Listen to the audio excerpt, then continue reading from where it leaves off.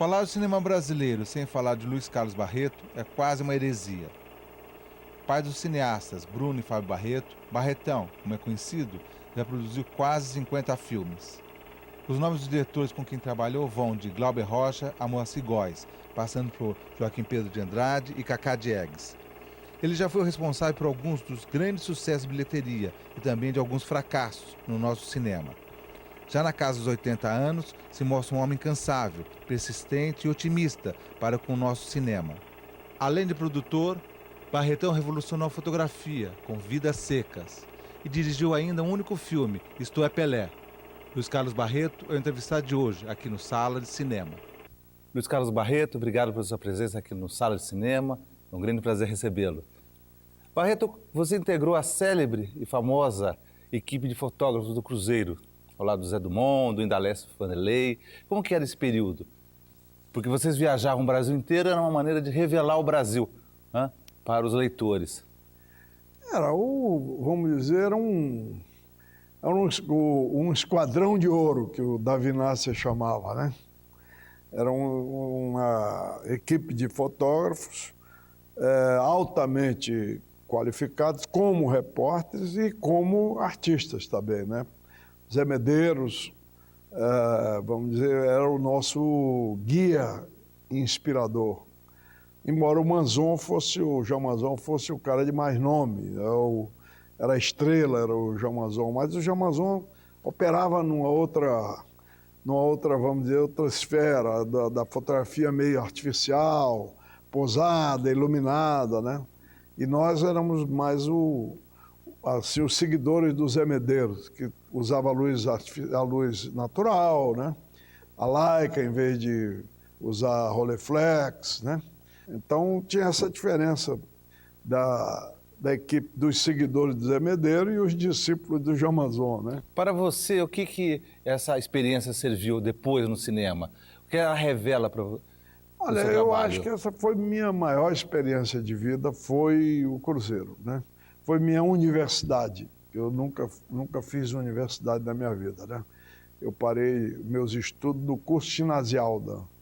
Depois eu fui aprender na vida de jornalista, né? No dia a dia do jornalismo. Depois fui para a Europa como correspondente, né?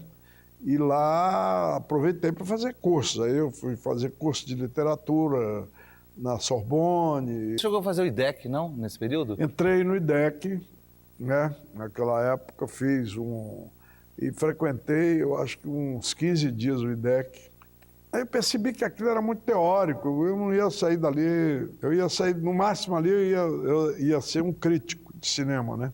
Eu preferi largar e fazer meu curso fazendo o quê? Eu, como jornalista, eu tinha acesso, eu tinha minha carta de correspondente estrangeiro, então eu tinha acesso a todos os estúdios de filmagem, eu podia ir à filmagem que eu quisesse, né?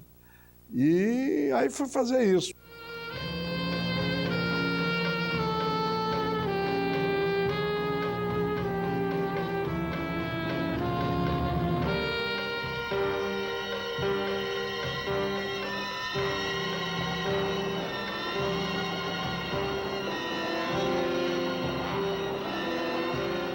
Barreto, você vai fazer o roteiro do Assalto ao Trem Pagador, do Roberto Farias. E é levado pelo Glauber, é isso a história?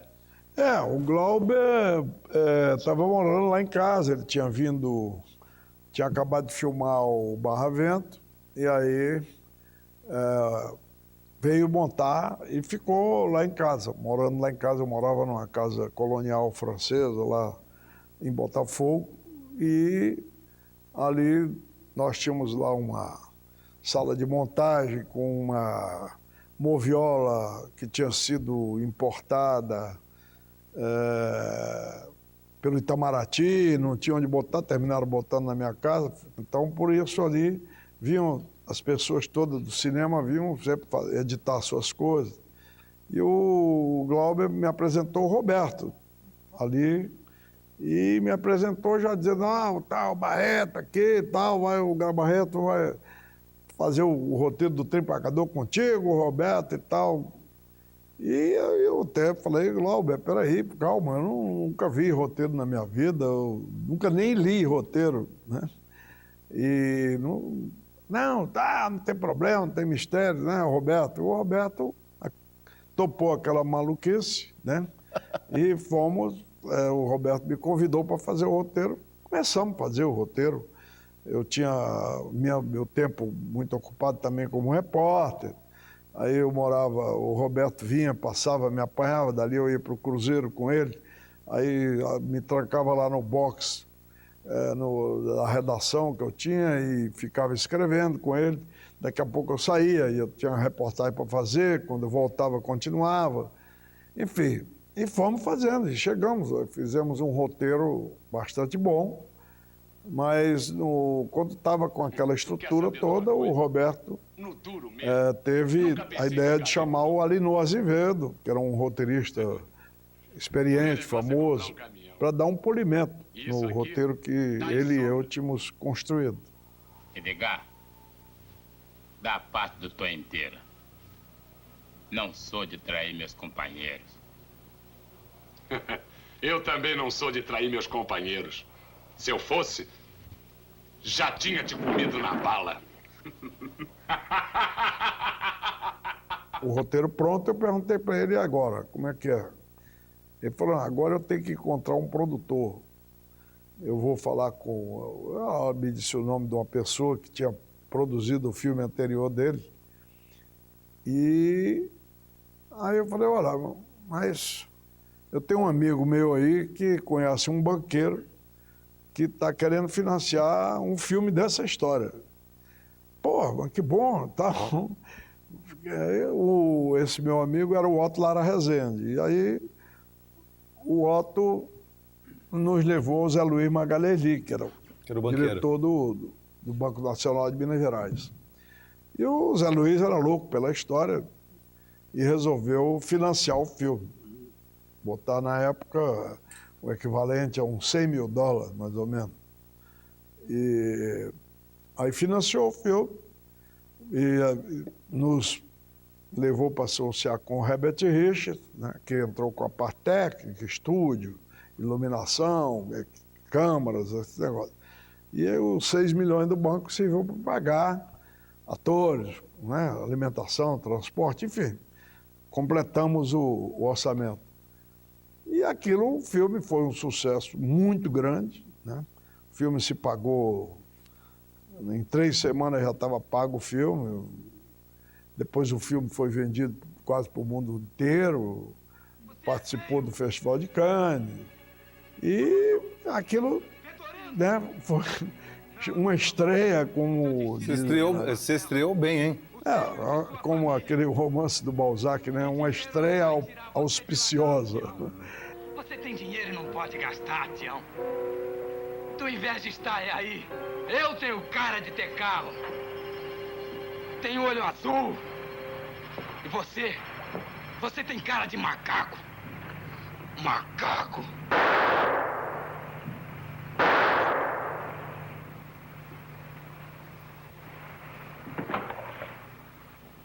Vamos jogar ele dentro de um rio.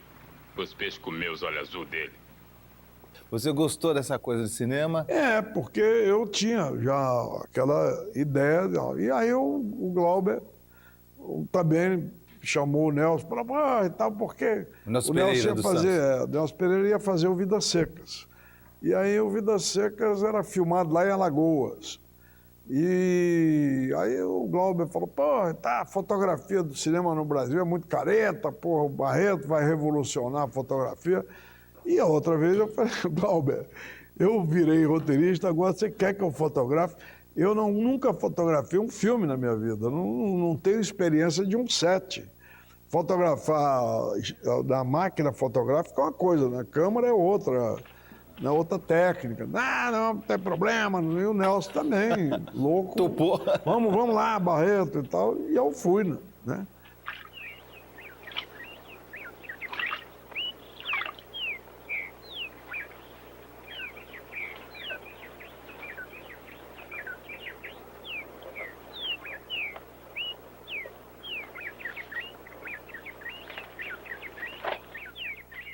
E para simplificar a história, eu quero fazer, então, a fotografia eu não vou usar refletor, eu não vou usar filtros, eu vou fazer tudo com luz existente, não quero artificialismo, é isso mesmo, tal, maravilha. E aí eu fui fazer o Vidas Secas, que deu certo também, não só comercialmente, como artisticamente, foi um grande sucesso. Aí o cinema é assim, você meter um braço, vai o corpo inteiro, né? Você recolhe os boi perdidos por aí. Amanhã vem buscar o resto e acertar suas contas. Eu sim. Quero tudo aqui amanhã bem cedo.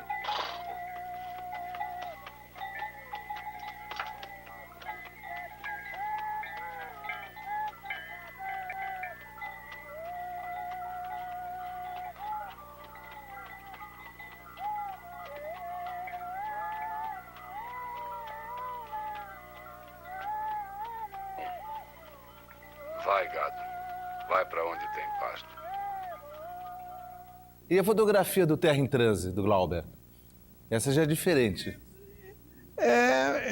Aí não é. Quer dizer, o Glauber tinha uma preocupação que ele não queria que se percebesse, identificasse onde se passava o filme. Por uma questão da censura também, né? Plena ditadura militar. Então não queria muito caracterizar que aquilo era Brasil, tanto que era o país onde se passava a história, era Eldorado, né? E, Barreto, como é que a gente faz e tal? Eu falei, vamos fazer, vamos procurar fazer a fotografia onde não se identifique as paisagens e tal, usando diferentes recursos, né? E um desses recursos foi o negócio da luz existente e usando a mesma estratégia de deixar os fundos Esmaecidos. estourados, né? Estourados, incandescentes. Não precisamos de heróis. Precisamos resistir, resistir. E eu preciso cantar. Eu preciso cantar! Não é mais possível esta festa de medalhas, este feliz aparato de glórias, esta esperança dourada nos planaltos. Não é mais possível esta marcha de bandeiras com guerra e Cristo na mesma posição. Falei, bom, mas até agora você diz o que a gente pode fazer, que eu quero fazer com você. Vamos fazer um filme contando isto é o Pelé.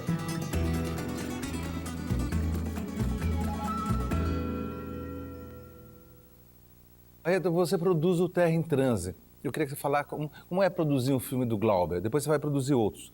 Mas o Terra em Transe, especificamente, que era o começo do seu trabalho como produtor. Não, no Terra em Transe, na verdade, eu era coprodutor. A produção era da Mapa Filme, que é uma empresa do Glauber com o Zelito. O produtor executivo era o Zelito. Por quê? Porque eu não podia fazer a função de diretor de fotografia e produtor. Então, o produtor do filme foi o Zelito, né? Mas naquela época a gente produzia todo mundo junto ali e tal. O Zelito não só era produtor, como também estava lá junto, era assistente de direção praticamente. Fazia vários papéis. A gente não tinha uma coisa tipo... As equipes eram muito reduzidas, né? Terra em Transe, nós tínhamos 12 a 15 pessoas na equipe. Isso hoje não existe. Uma equipe de cinema hoje são 80 pessoas, 100 pessoas, né? Porque ficou tudo muito compartimentado, né? Eu, além de diretor de fotografia, eu fazia estilo junto com o Lauro Corel, né? O Dibi fazia câmera e me ajudava na fotografia. Eu que lhe dei as primeiras oportunidades. Eu que tantas vezes fui traído pelos mais sórdidos e desprezíveis. Eu não poderia ser traído logo por você. Como começa a sua parceria com o Joaquim Pedro? Você faz com ele o Garrincha, Alegria do Povo, né? Que é uma paixão sua, aliás, do futebol, né? E também faz o Padre e a Moça. Padre e a Moça, fizemos Guerra Conjugal, né? O Joaquim, ele tinha chegado da Europa. Ele tinha ido... Porque o Joaquim é o seguinte, o Joaquim, o pai dele, queria que ele se formasse. Ele era formado em física. Ele era um físico. Mas ele se formou em física só para dar uma satisfação à família, né? Na verdade, ele queria fazer cinema. E aí ele foi para a Europa estudar cinema. E fez curso lá com Reichenbach, Cinema Verdade, né? Na época, o chamado Cinema Verdade, som direto, documentário. Quando ele voltou, ele era da família aristocrática De Ouro Preto. né, dos Andrade, né? O pai dele é o fundador do patrimônio histórico brasileiro, tal, ligado. E a prima dele era casada com o Zé Luiz Magalhães Lins. E o Zé Luiz era procurador do Garrincha. E nós estávamos fazendo um filme sobre o Garrincha. E o Zé Luiz falou para mim, para o Armando Nogueira, falou, olha, tem um primo meu que acabou de chegar, gosta muito desse negócio de cinema, tal, quem sabe ele não pode colaborar aí com vocês e tal. E nós fomos conversar com o Joaquim Pedro, porque o financiador do filme estava... Estava indicando, né? A gente ia ali para ver se dava botava ali o Joaquim de estagiário, né? Aí o Joaquim Pedro, ao conversar com o Joaquim Pedro, nós percebemos que ele era o cara para dirigir o filme, né? Ele tinha ideias muito boas. Ele tinha dirigido um filme no Brasil, que era o Couro de Gato, fazia parte do 5 Vezes Favela. E aí, nós dissemos, pô, você não quer dirigir o filme? Pô, mas tomou até um susto. Não é por causa do teu primo, não. É porque nós estamos vendo que você é bom. E você domina uma técnica que nós não temos, porque ainda no Brasil não se fazia filme em som direto. Aí nós cometemos essa audácia de fazer um filme em som direto sem ter equipamento para isso. E o Joaquim começou a inventar coisas de fazer som direto e tal. E como ele não era um habitué de futebol, não era um entendido de futebol... É isso que eu ia perguntar, se ele tinha esse conhecimento. Não tinha? O futebol, ele começou a olhar o futebol com um olho que ninguém olhava.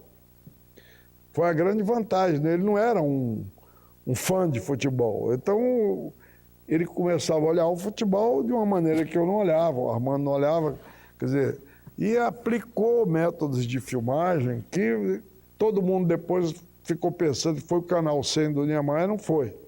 Foi Joaquim Pedro que começou a usar as lentes de grande alcance, de 1 metro, teleobjetiva, para fazer detalhe de pé e de bola, e usar essas grandes lentes em cima do público para pegar expressões, os caras falando, os caras chorando.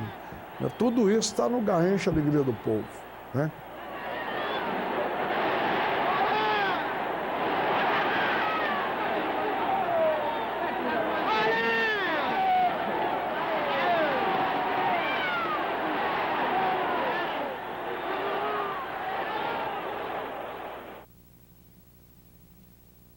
Agora, qual foi a performance do filme no cinema? A performance no cinema foi... Teve público bom? Uma coisa assim. Inicialmente um baita sucesso e em seguida uma catástrofe. Porque o que aconteceu? A primeira semana lançou o filme, os 2 primeiros dias, bateu todos os recordes de bilheteria. Lá, Garrincha tinha acabado de derrotar a Inglaterra, né? Era o grande ídolo da Copa de 62. Porra. E nesta mesma semana o Garrincha abandona a mulher com 7 filhas.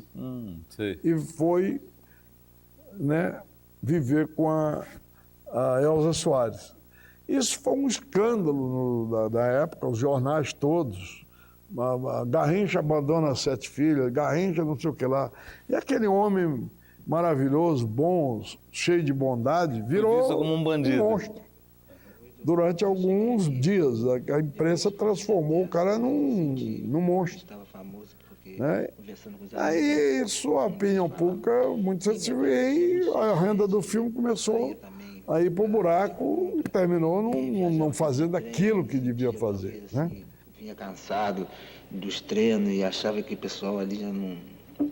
estava assim, perturbando um pouco. Então eu me sentia um pouco cansativo da vida de ídolo. Mas você sabe que nós não podemos fazer nada. Temos que aguentar isso tudo porque o povo quer e para eles é bom. Mas para nós não somos, porque é meio cansativo, sabe? Barreto, você descobre um nicho nessa época já do cinema, porque depois você vai fazer, alguns anos depois, Isto é Pelé, né? Que também até hoje é um baita sucesso, né? Um dos reis do DVD, né? É. Como que foi já fazer esse filme do Pelé? O filme do Pelé, nós tínhamos... O Pelé, eu conheci o Pelé quando o Pelé tinha 16 anos. Eu era jornalista, e conheci o Pelé menino mesmo. É tanto que ele sempre, na época, me tratava de Seu Luiz, né? Depois desmanchou, nós ficamos... Era na base do Barreto e tal, não tinha... E o Pelé, eu falei, Pelé, vamos fazer uma série para televisão que era o Pelé ensinando futebol, uma escolinha de futebol na televisão.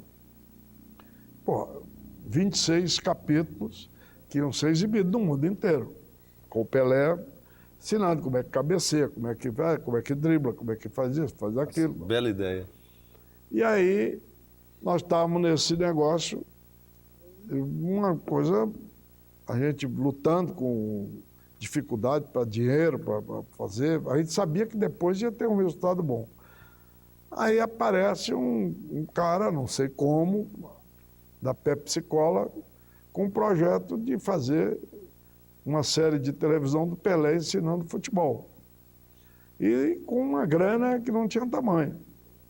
E deram, era uma oferta lá, o Pelé na época, inclusive, estava passando algumas dificuldades, porque ele tinha tido um prejuízo muito grande com um cara que, Pepe o Gordo, que tinha feito, enfim, isso é uma história.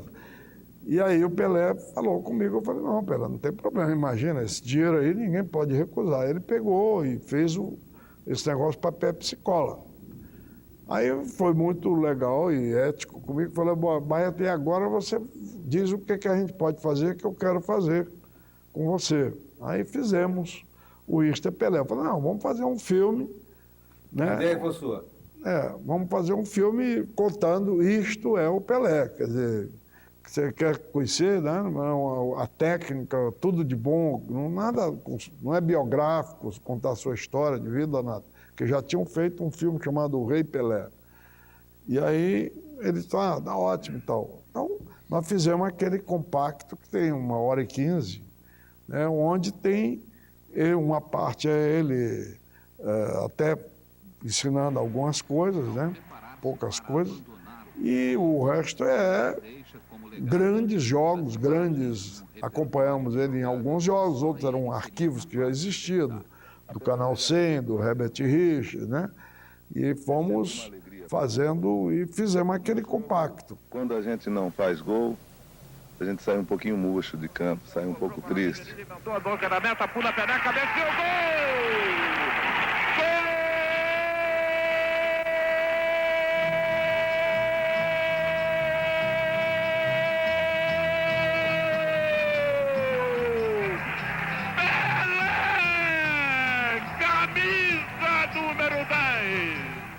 O Nelson Pereira foi fazer Como Era Gostoso Meu Francês e Milionário Zé Rico e outros filmes para se comunicar mais amplamente com a população e não ficar transformando os seus filmes em objetos de sarau, lítero musical de salão.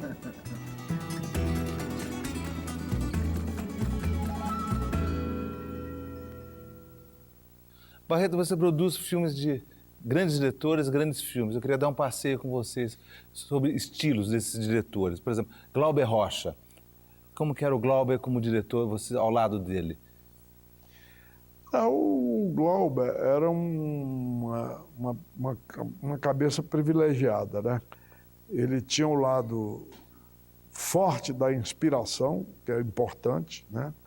A inspiração era muito forte no Glauber, mas ele tinha também um lado de disciplina muito grande. Ele era um artista inspirado e disciplinado. Tinha disciplina de trabalho, tinha rigor no trabalho, buscava a perfeição, ele não gostava da má aparência técnica, ele gostava de um rigor técnico, né? O Glauber era um grande desenhista, então ele desenhava praticamente o filme inteiro, fazia vamos dizer, como é que se chama? Desenho das cenas, né? Storyboard. Os storyboards, né? Era muito...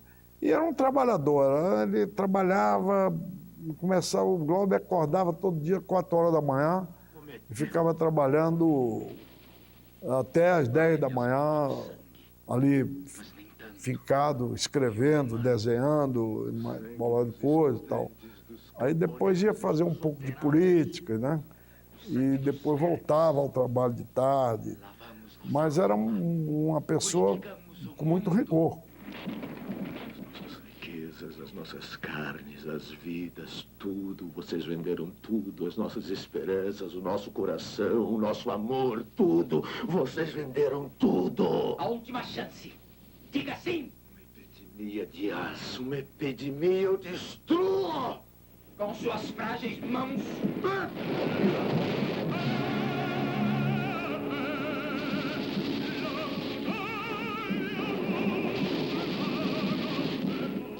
Joaquim Pedro, como diretor.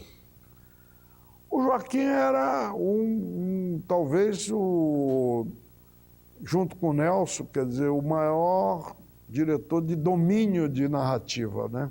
Da narrativa cinematográfica, da linguagem, né? Também muito inspirado, muito rigoroso. Os filmes do Joaquim, se você vê bem, coroado pelo Macunaíma, né? Que é inegavelmente a obra-prima dele, mas você vê todo o filme Padre a Moça, o filme Guerra Conjugal, né? Esses filmes eram filmes muito, muito, muito... Como eu digo, Guerra Conjugal é um filme, se fosse assinado por Joseph Losey, né, estava hoje aí considerado entre as grandes obras-primas do cinema mundial, mas falado em português, dirigido por um brasileiro, nunca vai alcançar, vamos dizer, os rankings, né, mundiais, né? Então, mas era um diretor muito consciente, né? Ele sabia exatamente o que queria dizer, tinha preocupação com a comunicação popular, né? Não era um cara, apesar de ser um homem de formação elitista, ele não era um elitista, ele era um cara em busca da comunicação com o popular, né? Ele jamais cairia na vulgaridade do popularesco e tal, mas era um cara preocupado com a comunicação. Não disfarça, não. O que foi que você disse pro povo que viu na rua ontem de tarde? Uma cutia? Cutia nada. Você sabe muito bem que não tinha cutia nenhuma.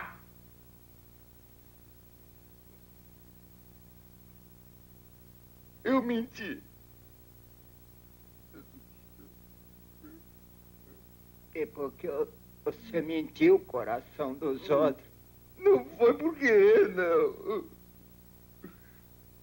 Eu fui contar o que tinha acontecido quando eu reparei que estava mentindo. E o Nelson Pereira dos Santos, com quem você faz o Vidas Secas, o depois Nelson vai fazer Pereira, Memórias do Cárcere. Pereira é o mestre dos mestres, né? Quer dizer, ele é o puxador da fila, né? Quer dizer, vamos dizer, o Nelson foi que inspirou toda essa geração do cinema novo, né? Tanto que o Nelson, o Joaquim e eu eram um pouco mais fora da geração do cinema novo, que era quando eles eram todos meninos de 20 e poucos anos, nós já estávamos na casa dos 30 para os 40. Nelson, Joaquim e eu. Glauber, Cacá, toda turma Leon, tudo era já a turma dos 20 e poucos, entre os 20 e os 30. Nós já estávamos entre os 30 e 40. Né? Mas o Nelson Pereira era o mestre de todo mundo, o mestre dos mestres. E, evidentemente, como todo mestre que tem discípulos, né? Tem discípulos que rompem com algumas linhas e vão para aqui, vão para ali, né? Mas Leon, Glauber, todo mundo era... O Nelson é quem montou o Barra Vento, né, para o Glauber. Né? Ali montando, ele estava dando aula de cinema, na verdade. Dinheiro tinha. Quem trabalha aqui? Hein? Isso é o que é? Hã?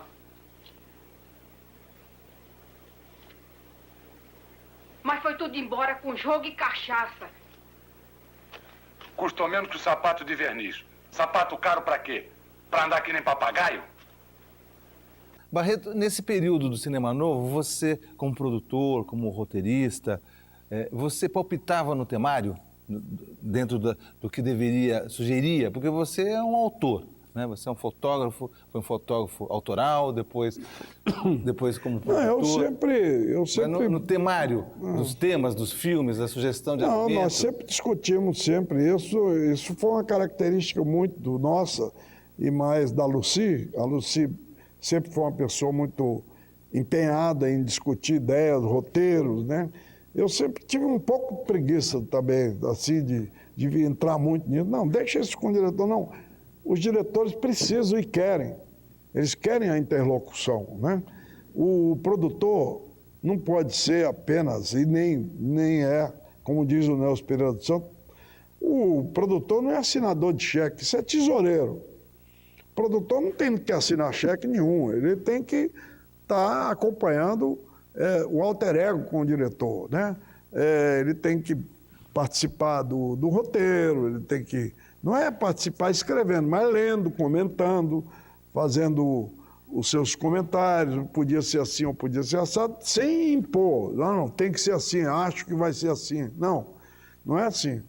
Acompanhar a montagem do filme, acompanhar as filmagens, ver os copiões, né? Isso é o produtor. E organizar a produção, exigir... Discutir o roteiro. Né? Discutir o roteiro. É uma sequência aí, até o lançamento. O filme, 10 anos depois, você ainda está gerenciando aquele filme, seja de que maneira for, né? Até hoje eu estou correndo atrás de Bye Bye Brasil, Dona Flor, Vida Seca, né? Festival aqui, festival ali, usa para vender o filme para a televisão, para um cabo lá na Austrália. Os filmes têm uma vida eterna, né? Você faz aquele filme, você tem que... É como um filho, né? Permanece. Permanece a vida. Vai... Anos depois você ainda está com aquelas latas na mão, né? Agora já tem o DVD, né? E o extraordinário e inimitável Lopes Cigano, o imperador dos mágicos e dos videntes.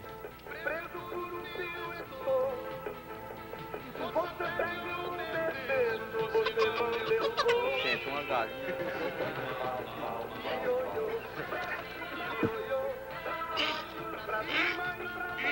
E olha lá, o cara botou o ovo.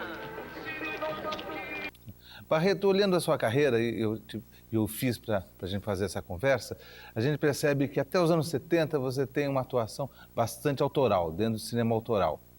A partir dos 70 você vai para o cinema comercial. Por que você dá essa virada? Qual que é o motivo? Não, isso aqui foi uma coisa de todos nós, né? Que estávamos fazendo um cinema novo, um cinema que era um cinema político-social, o período exigia isso também, né? E à medida que nós fomos crescendo a nossa presença, né, cultural, também foi a todos nós dando a necessidade de ampliar nossa comunicação, de alargar a nossa comunicação. Não ficar fazendo um filme só para os inteligentes, fazer o filme para a população. O cinema ele só se transforma num fenômeno social na sua comunicação com o público. Nós não podemos deixar que a televisão e outros meios de comunicação sejam estes apenas os meios de comunicação de massa. O cinema é uma comunicação de massa. E o artista, por isso, o nosso Leon Eichmann foi fazer, depois de os filmes políticos autorais, ele foi fazer Garota de Ipanema. Bem feito, artisticamente, bonito, bem produzido, bem dirigido, bem interpretado. Um produto comercial e artístico. O autoral não é obrigatoriamente não comercial. Os grandes autores são comerciais, né? O Nelson Pereira foi fazer Como Era Gostoso Meu Francês e Milionário Zé Rico e outros filmes para se comunicar mais amplamente com a população e não ficar transformando os seus filmes em objetos de sarau, lítero musical de salão. Não pode. O cinema não é isso. Qui sait? Aie que ya kunyan souper. Chapotari tata. Tata, ui tata, mundawasu. Saroi ana ui tata. Aie ke guanacati. Upeo awa yuri guanabara. Coire chasso chamunhã recolhara, amo iromo.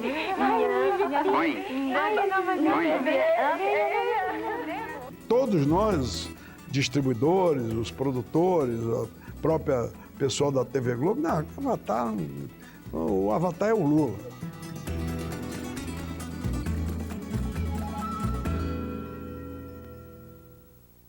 Por que o Dona Flor e seus dois maridos é até hoje a grande bilheteria do cinema brasileiro?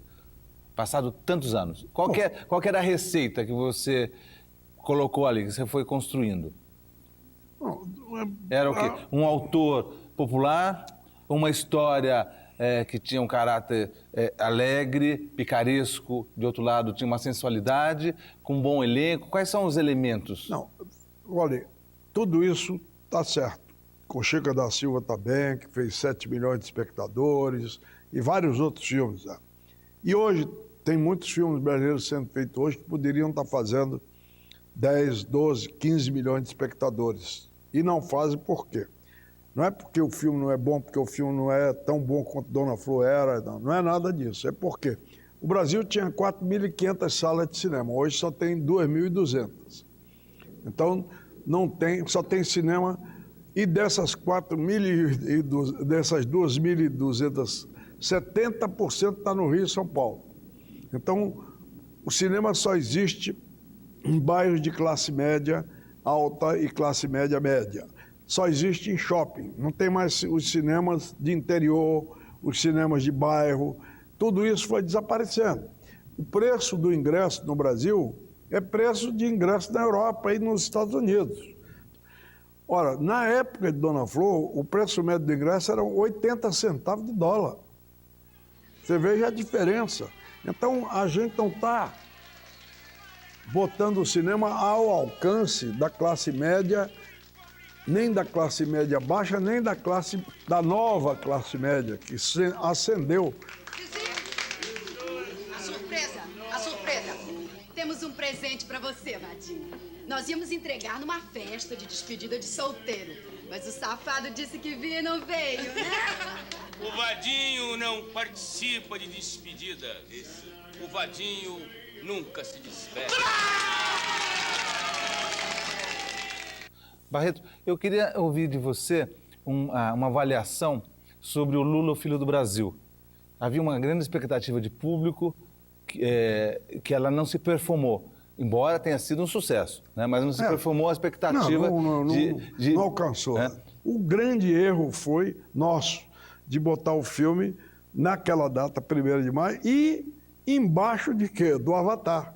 Porque a gente comentava mesmo, mas o Avatar e o Avatar. E todos nós distribuidores, os produtores, a própria pessoal da TV Globo. Não, o Avatar é o Lula, né?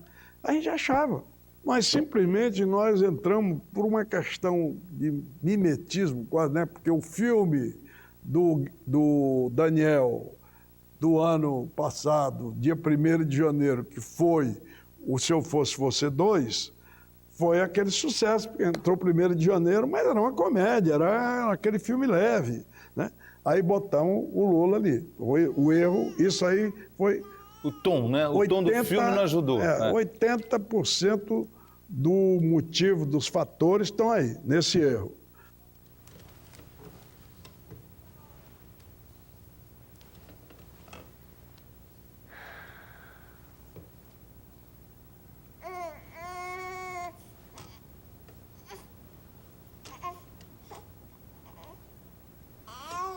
Tu vai te chamar Luiz Inácio. Sim. Depois de tantos anos como produtor de grandes sucessos, o resumo é que não tem uma receita? Não há receita. Há receitas Apesar hoje... de se aprender com os erros? Não, você tem algumas receitas. Por exemplo, se você fizer... Hoje você sabe que o Avatar, se fizer o Avatar 2, vai dar. É bom sair de baixo. Mas então. isso é um filme que não é um filme... É um filme artificial, né? Sob controle total, né? Então, não há como errar, né? O marketing já foi... Quando eles fizeram esse Avatar, que eles lançaram 20 minutos, que foi mostrado no mesmo dia no mundo inteiro, em agosto, por conseguinte, 5 meses antes do lançamento, eles mostraram 20 minutos do filme no mundo inteiro. Foi um boca a boca perto, todo é um fracasso, é isso, é aquilo. Não... Inclusive, nós nos guiamos muito por isso. Não, o Avatar não é essas coisas. Todo mundo dizia que não era bom, não sei o que e tal. E o filme estourou no mundo inteiro, porra. Ou eles recolheram o filme, não falaram mais no filme, e transformaram o filme numa surpresa. Talvez fosse o caso que a gente devia ter feito quando estava capa de tudo que era revista. Todo mundo dizendo, lança o filme, lança o filme. Se a gente tivesse recolhido, não fala mais nesse filme. Chega, deixa passar essa onda. E vamos botar lá em fevereiro, março, eu acho que teria dado certo. Ô, Ziza.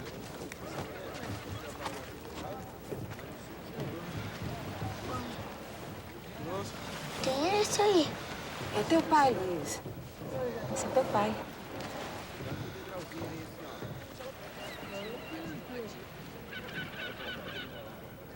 Barreto, você esteve 2 vezes no Oscar, né? Com Quatrilho e com O Que É Isso, Companheiro.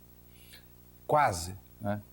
Quase deu. O que é a sua análise disso? Por que o Brasil ainda até hoje não ganhou um Oscar?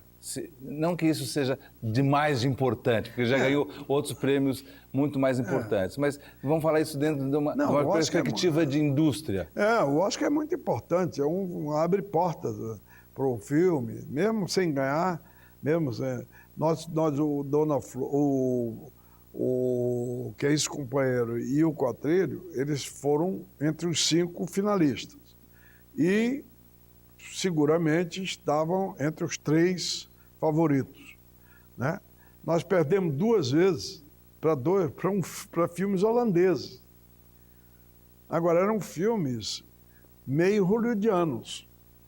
Por exemplo, o filme que bateu o Que É Isso, Companheiro, era um filme muito parecido com a história do Lula, a história de um contínuo de banco que chega a presidente daquele banco.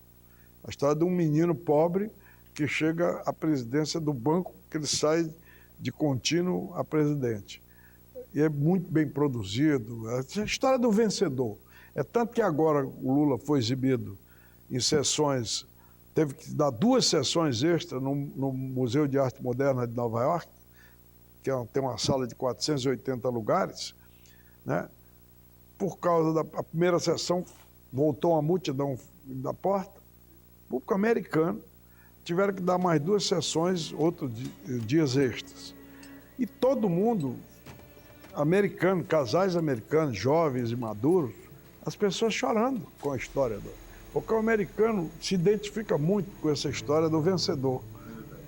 O Senai tem o orgulho de convidar Luiz Inácio da Silva, formando da turma de 1961, para receber o seu certificado.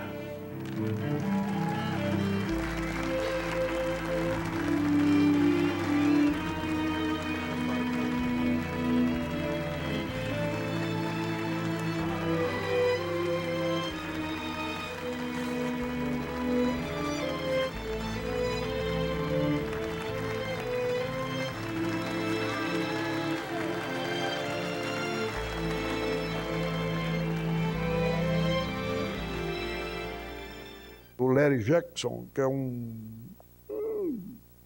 antigo crítico americano, mas que depois se transformou em assessor, consultor principal do Coppola. O Larry Jackson, um amigo nosso de 30 anos, ele teve numa dessas sessões e nós não vimos, né? Teve uma dessas extras e ele mandou ontem um e-mail dizendo para Lucy, para mim, para Paula, olha, eu fiquei tão feliz de ver esse filme, mas só depois que vi o filme é que eu soube que aconteceu aquele acidente com o Fábio, tal, mas quem faz um filme desse não vai de maneira nenhuma ficar como ele está, ele vai voltar, tal, porque esse filme parece com os grandes filmes do Kazan, dos anos 60, sobre os sindicatos americanos e tal, blá, blá, blá. É pouco, mas é pouco. É lógico que é pouco. A gente sabe muito bem. Aqui a gente sabe que esse sindicato está precisando de sangue novo. E cada um aqui também já está com sangue quente. Está com sangue pegando fogo.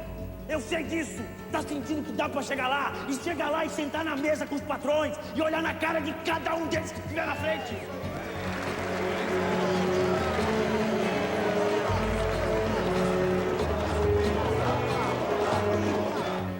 Barreto, a gente pode dizer que você é um produtor autoral? É isso? Dizem por aí, né? Todo mundo. Isso é um elogio ou uma esculhambação, né?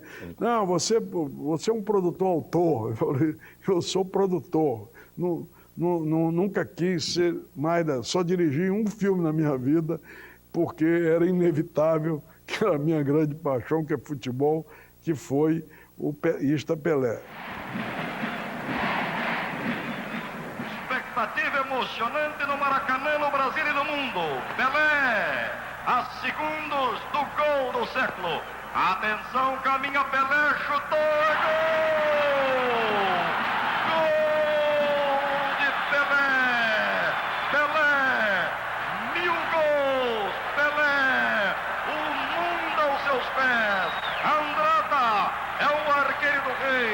Pelé, 1000º gol! Pelé, o Deus do estádio. Luiz Carlos Barreto, obrigado pela sua presença aqui no Sala de Cinema, foi um grande prazer. Obrigado, meu querido. Isso não é uma sala, é um salão. Muito obrigado. Obrigado por você. Quando tiver, me chame que eu venho, eu gosto de falar. Com o maior prazer. Eu sou assim, deputado nordestino. Você começa a falar, não para. Muito obrigado.